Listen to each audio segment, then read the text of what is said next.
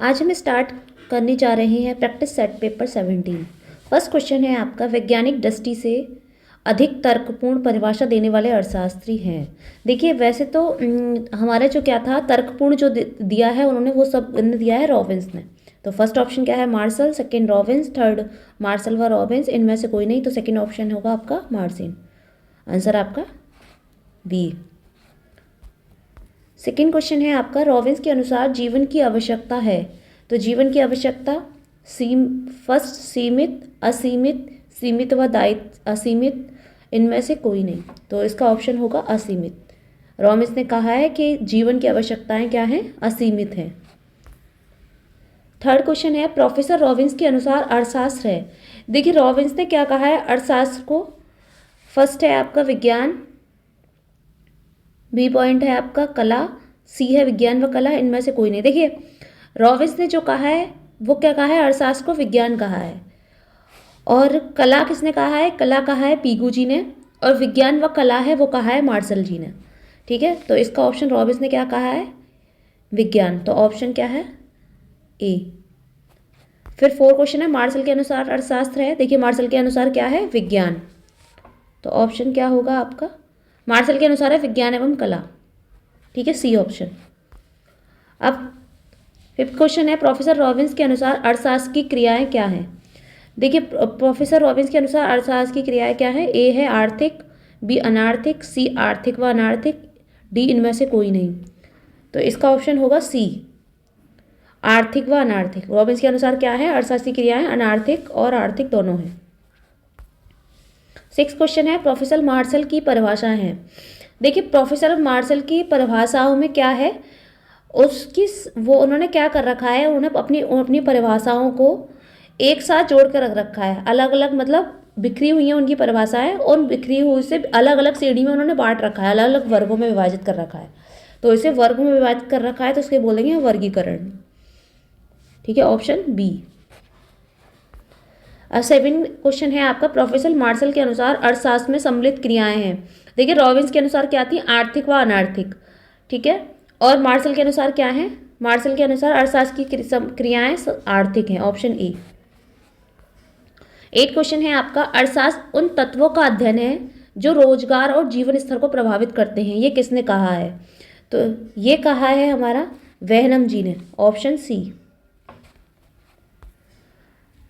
Nine question है, विकास केंद्रित परिभाषाओं का समर्थन करने वाले अर्थशास्त्री हैं। तो विकास केंद्रित परिभाषा कितने की है,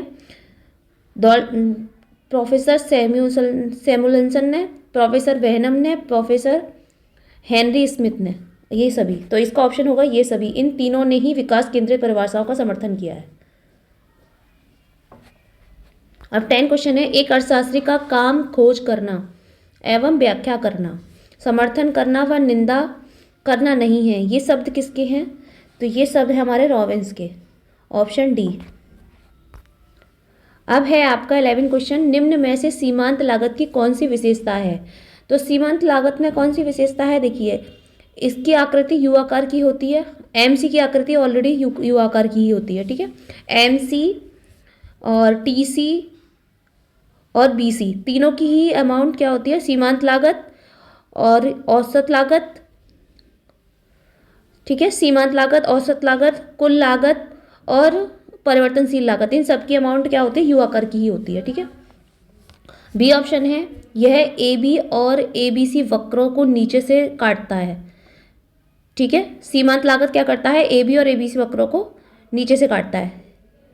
देखिए इसका जो फॉर्मेट बनता है वो ऐसे बनता है, ये ए है, ए बी है, ये ए सी है, तो ये ऐसे काटता है नीचे से। ठीक है, जो एम सी है। ठीक है, तो एम सी हमेशा टी एफ सी से स्वतंत्र होती है, बिल्कुल सही, तो ऑप्शन क्या होगा आपका डी, उपयुक्त सभी। 12th क्वेश्चन है आपका, प्रमुख लागत को जाना जाता है। देखिए प्रमुख लागत को किस नाम से जाना जाता है, प्रमुख लागत को जाना जाता है परिवर्तनशील लागत के नाम से, ऑप्शन डी। अब है आपका 13 क्वेश्चन, औसत स्थित लागत। औसत स्थित लागत क्या होती है, औसत स्थित लागत होती है आपकी उत्पादन वृद्धि के साथ घटती है। जैसी औसत लागत क्या होगी, उत्पादन वृद्धि होगी तो आपकी क्या हो जाएगी, घटती चली जाएगी वो, तो ऑप्शन बी। 14 क्वेश्चन है आपका, उत्पादन बढ़ता है तो औसत परिवर्तनशील लागत और कुल लागत क्या होती है, कुल लागत क्या होती है ना, हमें बताना है। तो उसकी कुल लागत क्या होगी, इसकी कुल लागत घटेगी, ठीक है। जैसे मान के चलिए आपकी इसका फॉर्मूला क्या है, इसका फॉर्मूला है आपका औसत परिवर्तनशील लागत is equal two variable cost upon उत्पादन, ठीक है।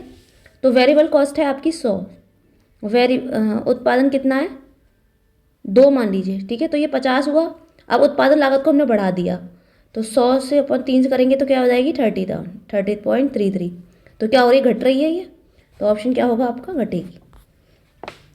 अब बोल रहे हैं क्वेश्चन 15, कौन सा वक्र राइट एंगल हाइपरबोला होता है। हाइपरबोला कौन सा होता है, वो होता है हमारा AFC। AFC का मतलब कौन सा होता है, वो AFC कैसा होता है हमारा, देखिए AFC ऐसा होता है हमारा, वो यूँ करके बना हुआ होता है दोनों साइड से, ठीक है। या तो एक साइड, ये दोनों साइड अलग अलग होता है, तो इसे बोलते हैं हम राइट एंगल हाइपरबोला। तो ऑप्शन क्या होगा, ए। 16 क्वेश्चन है, कोई फर्म किसी उत्पत्ति के साधन को समायोजित करने के लिए किस लागत को ध्यान में रखती है। तो वह फर्स्ट स्थिर लागत को, सेकंड परिवर्तनशील लागत को, थर्ड स्पष्ट लागत को, डी अस्पष्ट लागत को। तो वो ध्यान में रखती है आपकी स्पष्ट लागत को, तो ऑप्शन सी। अब है 17 क्वेश्चन, वह बिंदु जहां औसत लागत सीमांत लागत बराबर होते हैं, जहां दोनों ही क्या होते हैं, बराबर होते हैं, उसे हम क्या कहते हैं, जब दोनों ही सीन बराबर होंगे तो हम उसे कहते हैं पूर्ण क्षमता मिलना। तो ऑप्शन सी। अब 18 क्वेश्चन है, पूंजी उत्पाद अनुपात से आशय है। पूंजी ए क्या है, कुल पूंजी और कुल उत्पादन के मध्य अनुपात में, पूंजी का उत्पादन में योगदान, अर्थव्यवस्था में पूंजी निर्माण की दर, एक अर्थव्यवस्था में किसी समय विशेष पर विनियोग व उत्पादन के मध्य संबंध। तो इसका ऑप्शन क्या होगा, इसका ऑप्शन होगा अर्थव्यवस्था में किसी समय विशेष पर विनियोग व उत्पादन के मध्य संबंध। 19 क्वेश्चन है, एक फर्म का नियोजन वक्र से संबंधित है।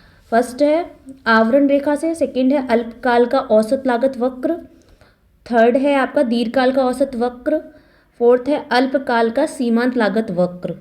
तो इसका ऑप्शन होगा दीर्घकाल का औसत वक्र, ऑप्शन सी। अब 20 क्वेश्चन है आपका, देश में एक निश्चित समावधि में जिन अंतिम वस्तुओं और सेवाओं का उत्पादन किया जाता है उन्हें क्या कहा जाता है। तो जिन देश में ही हो रहा है तो उन्हें हम बोलते हैं सकल घरेलू उत्पाद, ऑप्शन ए। तो आज की क्लास हम यहीं पे ख़त्म करते हैं।